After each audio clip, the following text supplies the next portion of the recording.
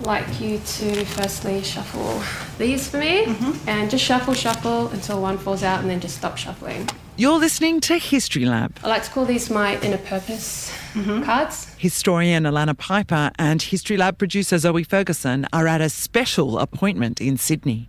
They're having their fortunes told. Tarot card reading, to be precise. I think the next 12 months for you are going to be very challenging. Most people know what fortune telling is, whether they're believers or not, but not many people actually know about the history of it in Australia. Whether there's a fast woman coming into your life or a slow horse going out of it, fortune telling at home is always great fun. It was described as a fad, but it was prosecuted as a crime. No way. And it's actually still banned in some parts of Australia today. Like where? Your hometown. Adelaide? Yeah. Really? Yeah. And the Northern Territory. Wow. Yeah, it's so surprising. But here in Sydney, our fortune teller is allowed to look into the future, or at least try to. You have a lot of responsibilities. A family's coming through, I feel like. Are your kids quite young? So I don't actually have kids. Are you going to have kids? Not planning to. Wow. So I'm Dr. Alana Piper from the University of Technology, Sydney, researching criminal justice history. Alana was working in the Queensland State Archives when she accidentally stumbled upon stories of female fortune tellers who were pursued by some of the most powerful policemen in Australia. And I came across this fascinating police correspondence, this huge stack of letters and interdepartmental memos about the need to crack down on fortune telling and missives about how they had gone about it during the Federation period and the First World War. 82% of those prosecuted for fortune telling are women. So why were these female fortune tellers so aggressively pursued by the police? And how did fortune tellers use the law to fight back?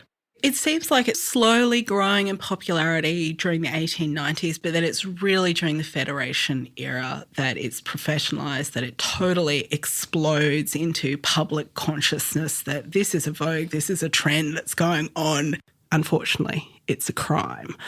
So this becomes problematic then as fortune telling becomes more popular, that there's a lot of pressure on the police to sort of crack down and make an example of these fortune tellers and to enforce the law. And actually, Tamsin, there's one Sydney fortune teller who's still cited in legal judgments today, Mary Scales. Mrs. Scales was one of the most remarkable figures in the legal history of the state. She was an illiterate laundress turned fortune teller. By all accounts, Mary Scales was quite simply the most famed and successful fortune teller in all of Federation Sydney, perhaps Federation Australia. And by all accounts, a pretty formidable individual.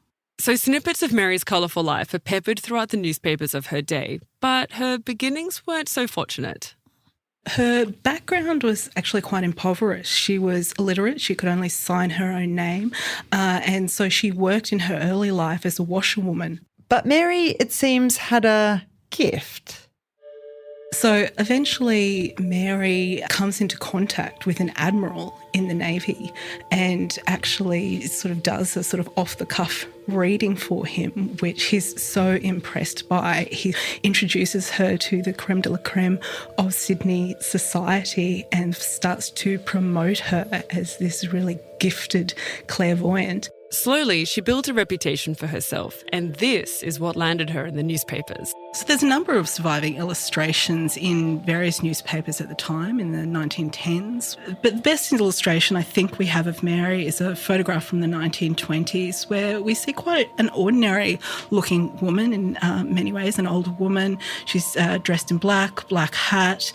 She's got heavy eyebrows and a very sort of clear-eyed stare. I sort of think when you look at, there's something about the eyes that to me just looks very formidable.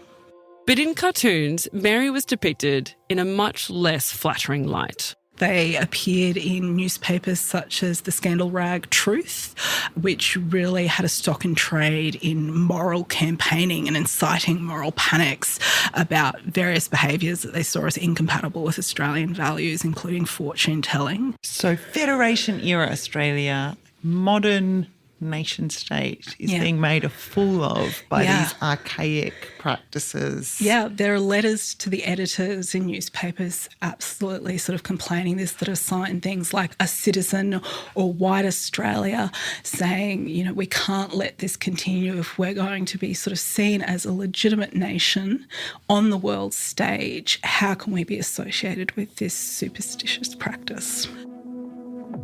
So fortune-telling was seen as dangerous? Yes, newspapers were warning about the repercussions of fortune-telling on, quote, weak-minded women. And there was a concern women in the suburbs were frittering away household funds on fortune-telling charlatans. So I think the other reason that it really attracts a lot of negative attention is that the Federation period is all about the era of white men, of white Australia, and in particular this idea that it's a nation of British men who are part of a forward-thinking people that, you know, is very sort of sceptical and not beholden to superstitions of the past, and the sort of criticism of fortune-telling as this low culture practice that's associated with, you know, women, foreigners and the working classes, which is, you know, really the sort of three things that in the white Australia of the Federation period you don't want to be associated with. But it's not just about these working class women telling fortunes. It's also about the money they're making. Mary Scales, and sort of up to what would be the equivalent of sort of $5 million. $5 million? Yeah, it was a well-paying job. So fortune-telling is a form of work. It's a form of labour. It's something that they can get paid for. There's also, I think, a feeling against the fact that women are not just doing this, but are doing it well and successfully. There's so much vitriol about the fact that really working class women are leaving behind their sort of respectable occupations as service women, as washerwomen, have decided that this traditional occupation is not good enough for them. And there's lots and lots of stories brought before the courts of women who no longer have husbands to support them, that this is a way to support not only themselves but their children. You've been talking a lot about stuff about their lives. Like, how do you know all this stuff?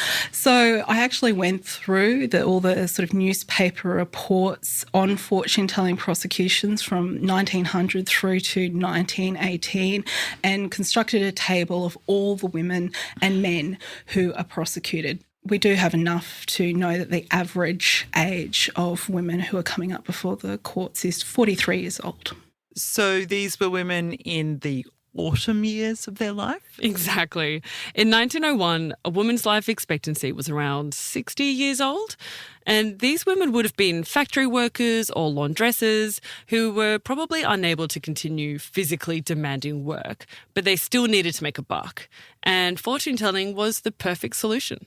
The typical cost of a psychic reading during the Federation period was 2 shillings 6pence, and that's about equivalent to the price of a movie ticket today.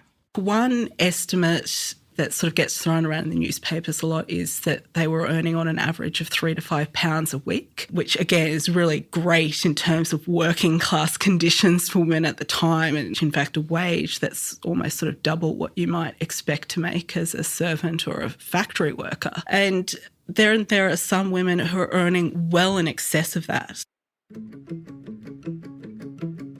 In the newspapers, they talk about tins of gold. She didn't trust the banks, so she used to hide her wealth in the backyard. I'm Samadhi Driscoll, and I'm the great-great-granddaughter of Mary Scales.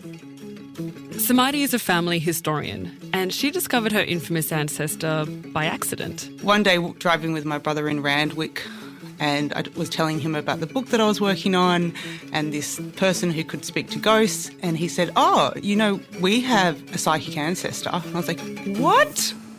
We have a what?"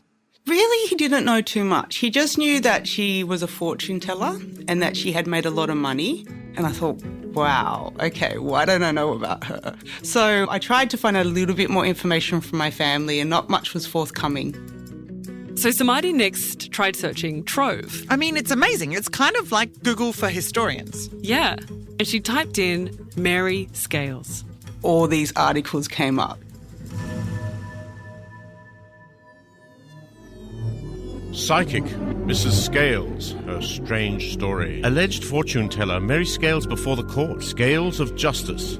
Clairvoyant's romantic rise from poverty to affluence. It blew my mind. I mean, she rose from poverty to absolute wealth, and she fought the system, and she operated outside of society's norms, and she succeeded. Samadi learned that Mary's fortune-telling clients were Sydney's A-listers.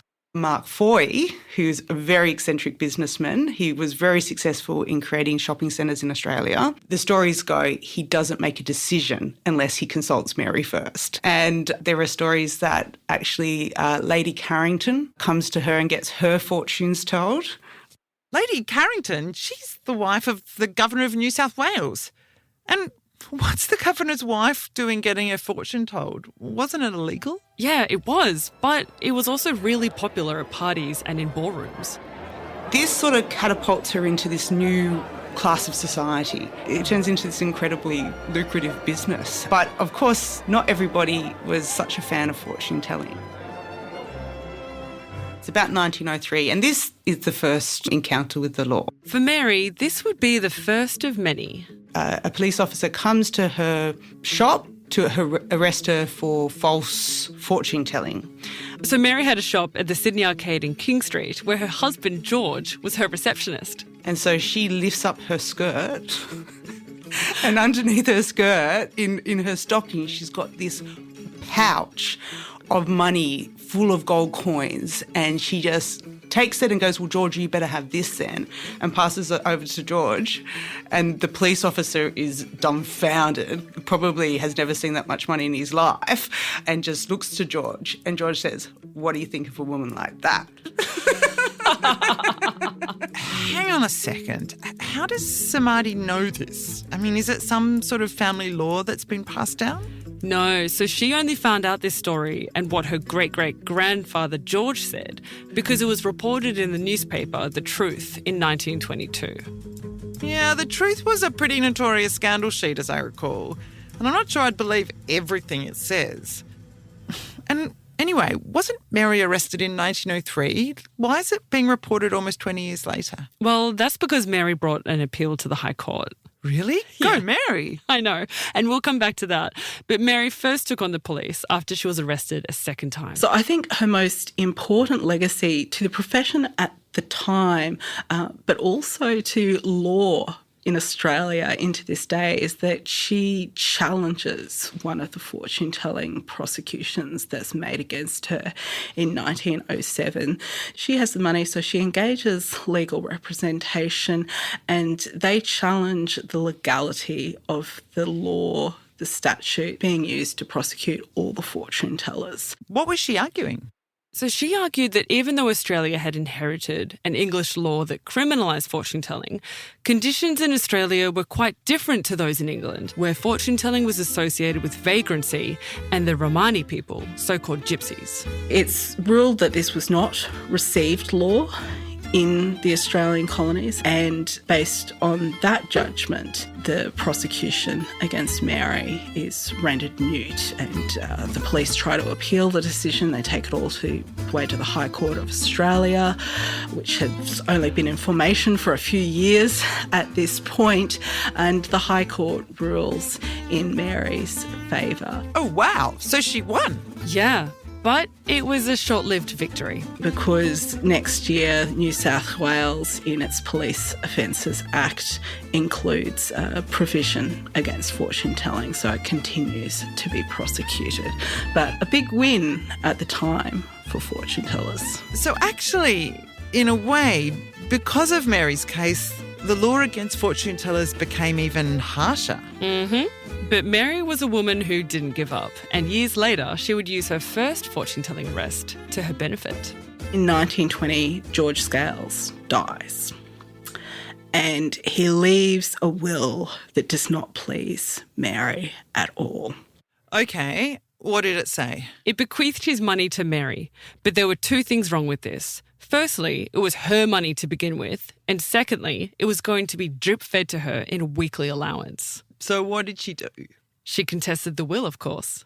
Of course. She challenges it all the way to the Privy Council in England. So she goes on a 6-week sailing journey over to England. This is astonishing. This woman has lost her case in the New South Wales Supreme Court, lost it at the High Court of Australia, and she's a grandmother and she gets on a boat and goes to England to contest it at the Privy Council. I mean, the stakes are high. She's fighting this battle to be recognised as the true amasser of this fortune that has been accrued by the couple. And one of the most fascinating things about that case is that she wins the case based on evidence from police officers who have arrested her. And what those police officers had witnessed is the fact that she has made huge amounts of money from this business. Is that the story of the coin purse under her skirt? Exactly. It's a big deal. It's a huge court case. There's 11 men in wigs, as I've read, and she wins. Well, kind of. The Privy Council upheld the Australian court's decision, but they threw Mary a bone and gave her £4,000.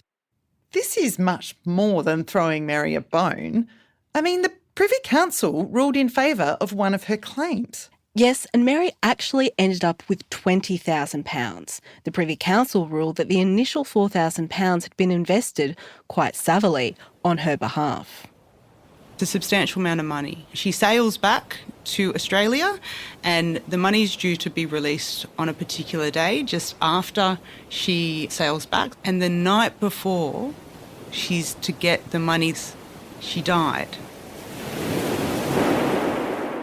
Now, the death certificate, which I've obtained, says it's through a cardiac arrest.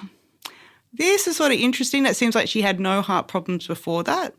Quite possibly she did die from a cardiac arrest, a heart attack, but pretty strange it's the day before she was due to get that money. But that's not the end of the story. Before she died, she'd made a will, and that will put some of her family offside. When she passed in 1926, she left the entire fortune to the females of the family.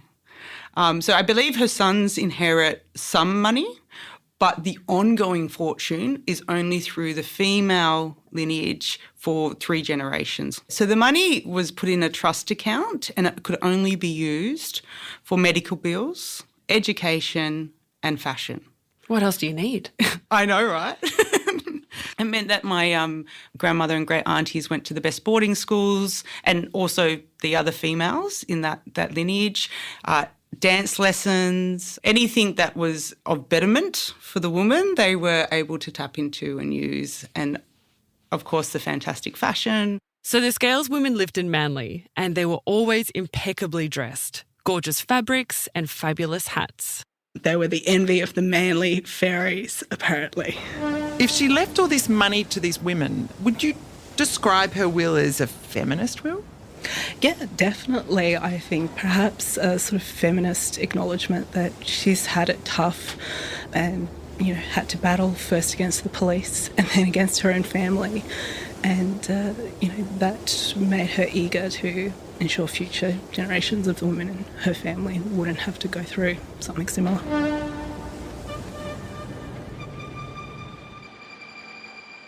So one thing's been puzzling me.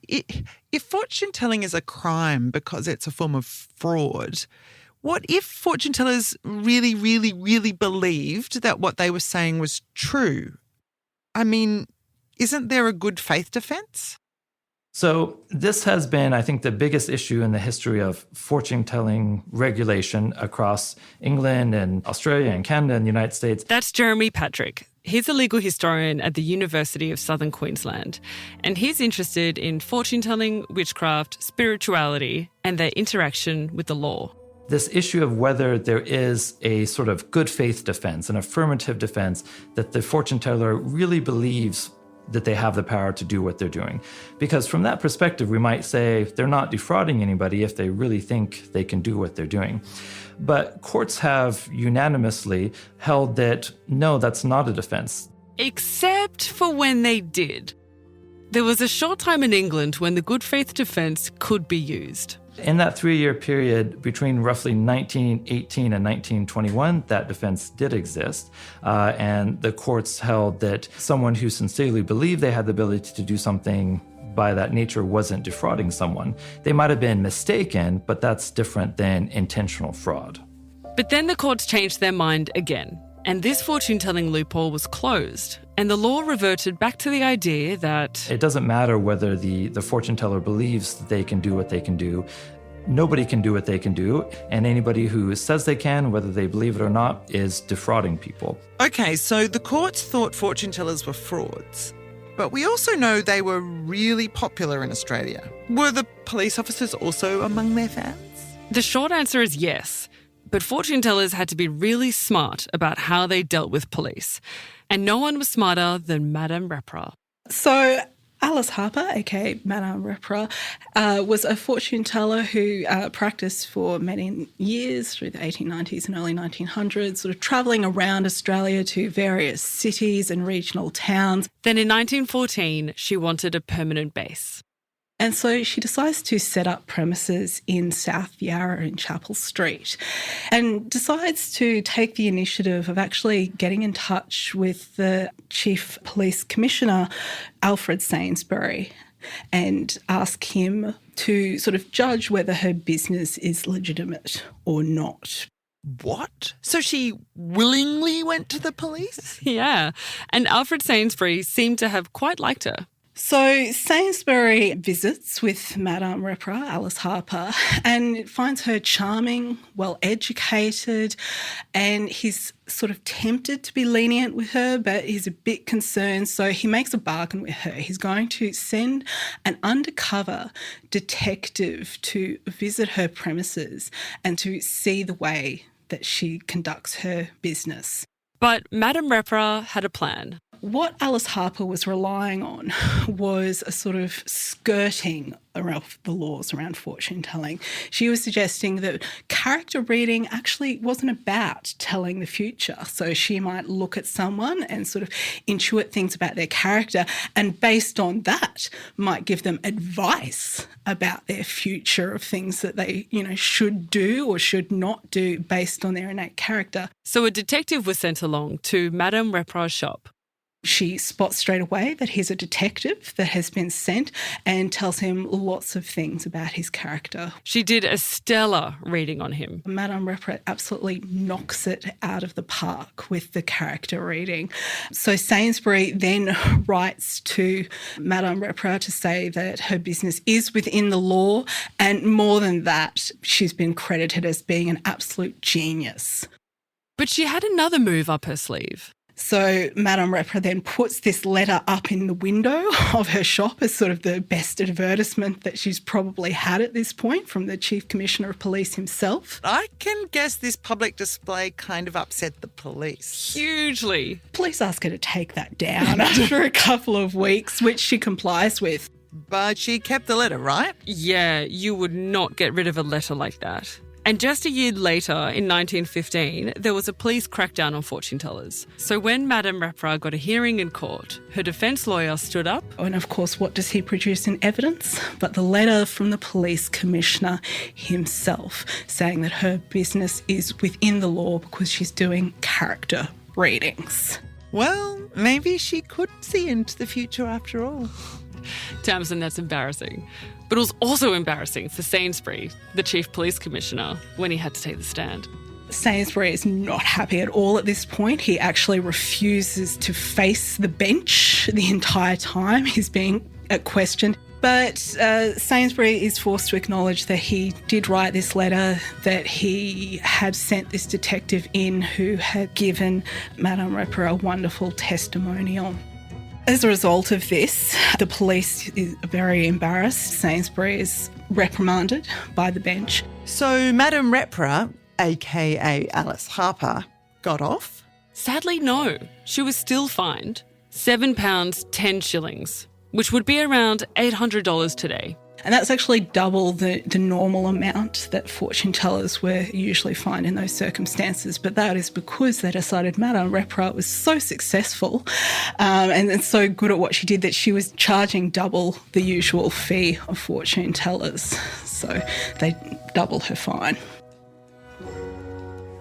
So you've told me lots of stories of female fortune tellers being prosecuted, but there were some men doing this work too, right?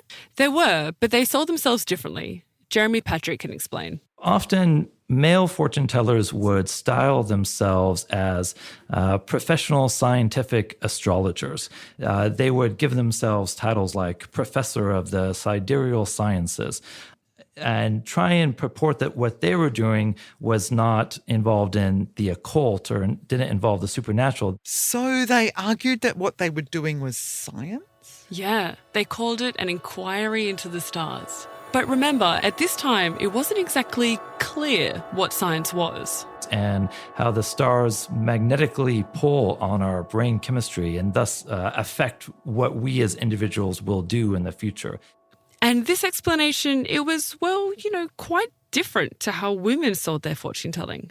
Women labeled their abilities as either gifts from God or as inherited supernatural abilities from ancestors long ago. And they then weren't able to claim the sort of protections as scientists that male fortune tellers often did. So it sounds like some ways of knowing, those that claimed the emerging authority of science, were seen as legitimate by the law, but other ways of knowing, well, they really weren't. Yeah, men and women drew on different kinds of defences, and men and women were also different kinds of clients. So men usually went to fortune tellers for concrete insights on something in the near future. And often this involved something related to money. So it might be, am I going to get that job I applied for? What sort of investment should I make in the stock market? Should I gamble on a specific horse in an upcoming race? Very specific, concrete things that would have a result in the near future. Whereas women often weren't interested in that sort of specific concrete advice from a fortune teller. They often engaged in more of a relationship for emotional and spiritual support. And they would get insights into maybe how to deal with a difficult marriage, how to deal with kids who were, rebelling perhaps, how to navigate difficult economic times in a sense of emotional support, not go spend your money at the horse race and you'll win. So it was a very different type of relationship and a very different type of practice that male and female customers wanted out of fortune telling. It sounds closer to what we would today think of as therapy or having a counsellor or a best friend you can talk to. Yeah, I really think that was one of the big attractions of fortune telling for people, was that it was a place to discuss your life and what's going on in your life, problems that you might have where you're trying to work out what's going to happen, what you should be doing. And this is a way of sort of seeking advice about those things. So I think perhaps fortune telling for some women is a form of therapy, that they can talk it out. So men were mostly escaping prosecution while the women were getting into trouble. And the police crackdowns only increased. But soon enough, the women fortune tellers wised up to the fact that it was male undercover detectives who were catching them out. Some of them even start to say that they'll only do fortune telling readings for women because they see this is a foolproof way, no policeman's going to get evidence against me. So police start thinking outside on the box, and there's this pressure from the newspapers to do something about this trade. So what did they do? The police came up with an idea for a new kind of sting. They had women go undercover. In 1903, at the Redfern police station, there's a woman who's employed as a charwoman, which is an old-fashioned term for a cleaner. And so the police actually ask her to go and start getting her fortune read by various fortune tellers so that they can then take that as evidence into court. So poor women are informing against other poor women who have gone outside the traditional economy and earned a bunch of money that means they're seen as rising above their class. Exactly. All in order to get evidence for the courts. And then during the First World War, there's a mounting amount of pressure to really crack down on fortune telling because of concerns about preying on the wives and mothers of soldiers, that these women are being duped and being made even more fearful about their loved ones' fates, and that this is going to have a negative effect on the sort of morale of the country during this horrific time in Australia's history. And one of the unexpected results of these undercover stings to bust Federation fortune tellers was that it gave Australia its first female police officers.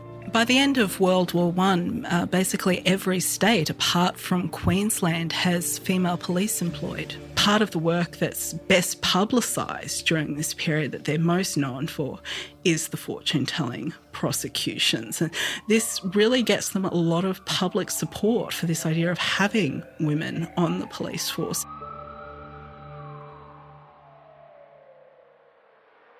Fortune telling for many years is a crime that's sort of only sporadically prosecuted, and a crime that, although it is a crime, is being widely practiced in society because there is a demand by people who want this sort of service and who obviously don't sort of think of it in criminal terms. What does it tell us about how we think about what criminality is? I think it really exposes the funny sort of difference between crime and criminality. A quotation that I really love from Victorian detective Alfred Stephen Bevett that he wrote in his memoirs is that it must be remembered that it is not always criminals who commit offences or crimes. And I think there's lots of different attitudes around fortune telling, from people who sort of see it as a sign of insanity, to those who sort of see it as just a sort of afternoon's amusement, to those who see it as a way of earning some money, to those who treat it as therapy,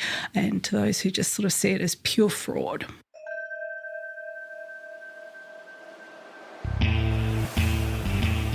You've been listening to History Lab. This is the second episode of our 4-part series, The Law's Way of Knowing, where we look at the intersection of history and the law.